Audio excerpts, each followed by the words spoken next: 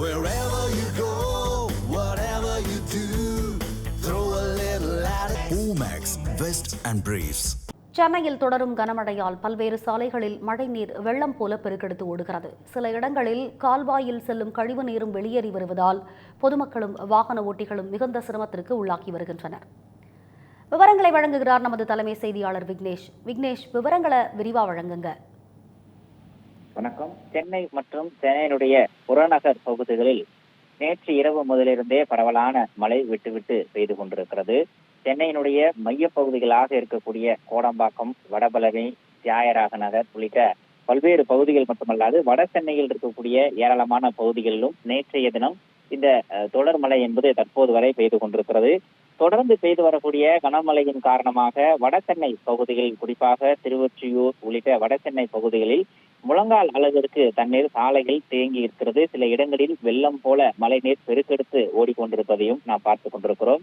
அவ்வாறு வெள்ளம் போல பெருக்கெடுத்து ஓடக்கூடிய அந்த மழை நீர் என்பது அருகில் இருக்கக்கூடிய கழிவுநீர் கால்வாய்க்குள்ளாக கலந்து அதுவும் நிரம்பி வெளியேறுவதால் பொதுமக்கள் மிகுந்த சிரமத்திற்குள்ளாகி இருக்கிறார்கள். குறிப்பாக சாலை பணியும் ஆங்காங்கே தோண்டப்பட்டு நிலுவையில் இருக்கக்கூடிய காரணத்தினால் பள்ளம் எது மேடு எது என்பதை தெரியாமல் அச்சப்படக்கூடிய சூழலிலேயே தங்களுடைய வாகனத்தை இயக்கக்கூடிய காட்சிகளும் நாம் பதிவு செய்து கொண்டிருக்கிறோம். அது மட்டுமல்லாது சோழிங்கநல்லூர் சட்டமன்ற தொகுதி என்பது தமிழகத்திலேயே அதிக அளவு வாக்காளர்களை கொண்டிருக்கக்கூடிய முதன்மை தொகுதியாக இருக்கிறது.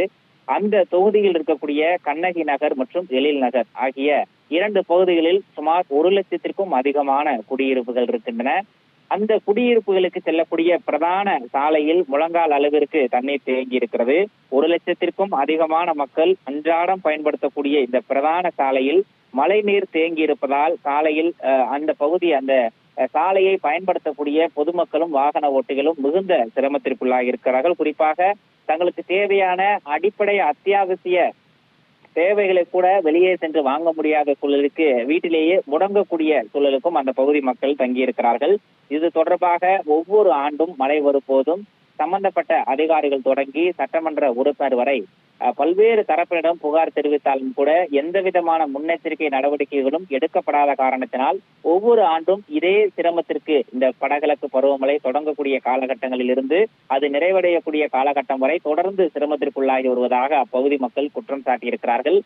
ஜேசிபி இயந்திரங்களின் மூலமாக அந்த சாலையில் தேங்கி இருக்கக்கூடிய கழிவை அகற்றி அருகில் இருக்கக்கூடிய அந்த ரேம்ப் வாக்கில் போடுவதால் மீண்டும் அது சாலைக்கே வரக்கூடிய சூழல் தான் உருவாகி இருக்கிறது.